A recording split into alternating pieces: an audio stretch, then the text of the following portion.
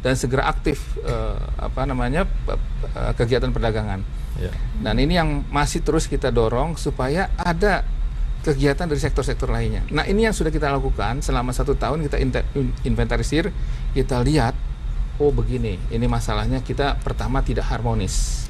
Program bukan tidak ada tapi tidak harmonis. Nah, untuk itu BNPP menyiapkan pertama desain besar atau grand design 20 tahun.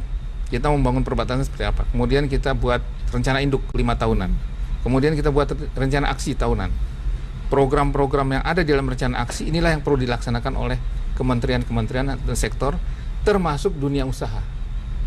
Nah, dalam konteks ini kami dengan dunia usaha, tentu tadi saya sampaikan juga bahwa dunia usaha mau masuk kan kalau jelas itu potensinya besar dan menguntungkan bagi bisnis untuk tumbuh. Untuk itu kami carikan lokasi-lokasinya. Kami identifikasikan di mana mungkin bisa tumbuh dan berkembang.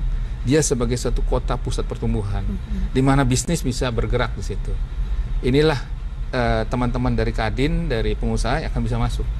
Ada tempat-tempat yang mungkin memang tidak menarik bagi pengusaha untuk masuk, dan itu memang sepenuhnya butuh peran dari pemerintah. Ya. Gitu ya. Oke. Saya ingin sekali sebenarnya ke Pak Agung, tapi saya sebelumnya ingin Pak Suryo, kita ketahui bersama bahwa untuk membuat sebuah kawasan menjadi baik itu pasti butuh usaha yang luar biasa. Di antaranya kerjasama tentu dan sinergi, dan itu tentu barang mahal. Pengusaha Indonesia, sejauh mana Bapak melihat keinginan besarnya untuk membuat hal ini menjadi nyata, teraplikasi di lapangan, dan kira-kira berapa lama kalau kita bisa bersinergi ini hal-hal baik tersebut bisa ada di wilayah terdepan kita? Kalau ditanya berapa lama, saya kira tergantung kesiapan juga dari pemerintah setempat ya. Juga tergantung daripada fasilitas-fasilitas yang ada di situ. Tapi pada dasarnya pengusaha itu kan bisa melihat peluang. Dia bisa melihat bahwa disitulah tempat yang memiliki suatu kemungkinan untuk mendapatkan keuntungan. Dan saya kira tidak bisa kita pungkiri bahwa Indonesia ini luar biasa peluang-peluang untuk berusaha. Salah satu yang harus kita syukuri lah, kita ini lahir di Indonesia yang memiliki demikian besarnya peluang-peluang usaha. Nah, tinggal tentunya tadi dikatakan Pak Agung akan dimulai dengan beberapa daerah-daerah atau tempat-tempat yang sudah lebih siap lah begitu. Dan di Kalimantan Barat ini kita melihat adalah daerah-daerah yang mungkin bisa kita mulai. Tapi bayangkan berapa luasnya Indonesia ini, daerah perbatasan yang begitu luas. Tidak saja dengan Sarawak, dengan Sabah, tapi juga dengan Papua, dengan Australia. Bahkan mungkin Anda juga tidak tahu bahwa kita ini berbatasan dengan India tuh. India kan jauh sekali tuh. Kita tuh berbatasan dengan India. Saya juga baru tahu itu Pak Agung. Karena wilayah teritori laut itu Pak yang begitu luasnya. Ada 10 negara ya. 10 negara berbatasan di laut. Ada pulau yang miliknya India ya, yang dekat kita, dekat pulau ternyata. kita. Betul. Jadi saya kira ini suatu pekerjaan yang luar biasa besarnya.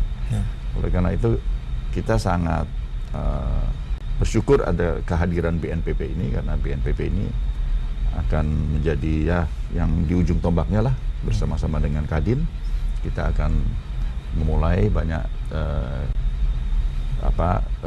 kegiatan-kegiatan di daerah kawasan perbatasan ini. Oke. Ya.